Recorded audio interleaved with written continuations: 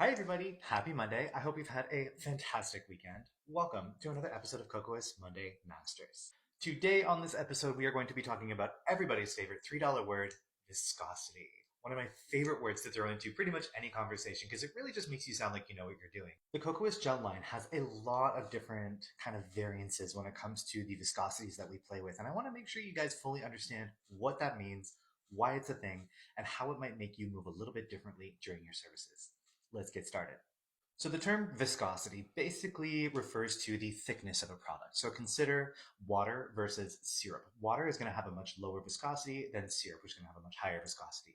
This is going to affect how this product falls, how it lays, and its resistance to gravity.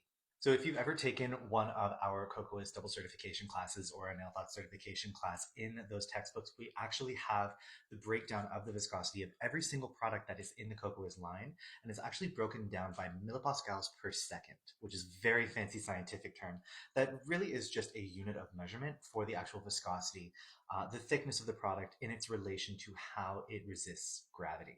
So lower millipascals per second means a thinner product, which means it's going to resist gravity a lot less. It's going to flow a lot faster.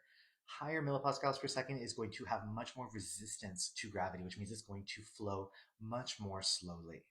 This can be advantageous in many ways because if we have a product that is very, very low in millipascal and it is something like a builder gel, we know that we can rely on that kind of thinner builder gel to float and move and kind of self-level a little bit more quickly than if we're dealing with something that has a higher millipascal count that is not going to kind of flow with gravity as much. We're going to have to be a little bit more purposeful with our placement of this product. We're going to have to move it around a little bit more because it will be resisting that self-level.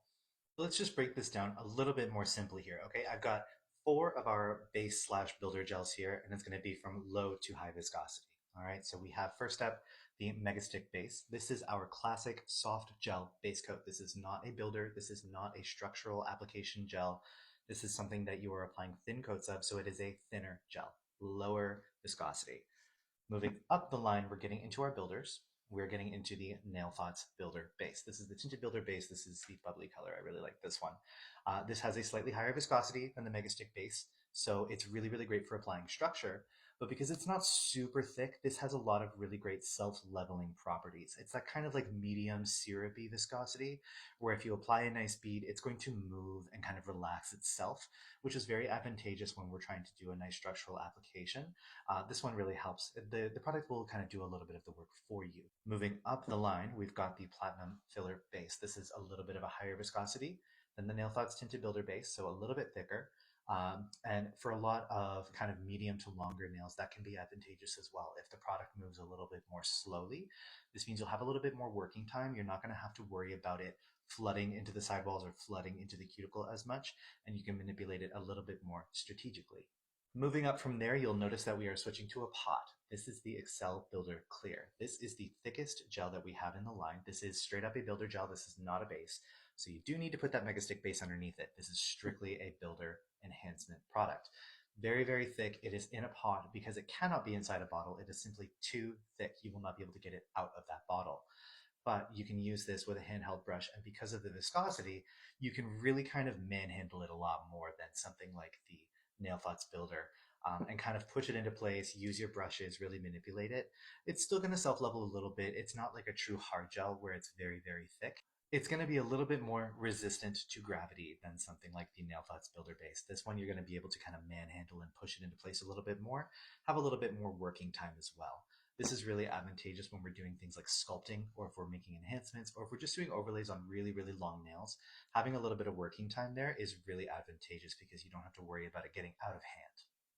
Here's a great little demonstration for you. So on my little palette, I've got my Megastick base, my Nail Thoughts Builder, my Platinum Filler base, and the Excel Builder Clear. Now I'm holding them completely vertically, and you can see as I'm standing here talking, look how quickly the Megastick base is kind of dripping down this palette, much more quickly than the Excel Builder Clear. And then we kind of have some middle ground here with the Nail Thoughts Builder and the Platinum Filler base. This is something that's really important to consider when you are applying these gels onto a nail, understanding that, okay, this one's on the thinner side, so it's going to run more. This one's a little thicker. This one's a little thicker. It's just a really important factor to keep in mind when you are doing any kind of application of gel. So after sitting here with this vertically for about a minute, you can see a really very clear demarcation of succession here. We've got the Excel Builder Clear really has not leveled or fallen when exposed to gravity very much at all. Then there's the filler base, the Nail Thoughts Builder, and the Mega Stick base, which are gradually decreasing in viscosity. So the reason it's really good to know this is because there are different application methods that I would employ for something like the Platinum Filler Base or the Nail Thoughts Builder versus applying the Excel Builder Clear. Like I said, you can be a little bit more physical with a higher viscosity gel because you need to kind of push it around and put it where you want it to go. Where if you have something with a slightly lower viscosity, more of that syrupy where it's going to flow, if you place it with the anticipation that it's going to flow and kind of self-level, it's going to kind of settle into place really nicely and do some of the work for you. I really do think that's why the Nail Thoughts Builder bases are so popular because they're just that really perfect viscosity where you can just lay them down and they just like fall into place. It is so satisfying. The other thing to note here is that viscosity and hardness very often go hand in hand together. When I'm talking about the lower viscosity to the higher viscosity, that thinner to thicker, it is also, as it pertains to the Kokoist line, softer to harder. So we've got the very soft Mega Stick base, very soft, not for use for structure. It is not strong enough for that. It doesn't have that hardness. Then we move up the line and we have that medium strength, that Nail Thoughts Builder base. Moving up the line, we have a little bit stronger, the Platinum Filler base. And then moving up the line again, we have the Excel Builder Clear.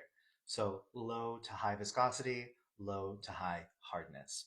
The other part of this conversation is actually as it pertains to our color gels.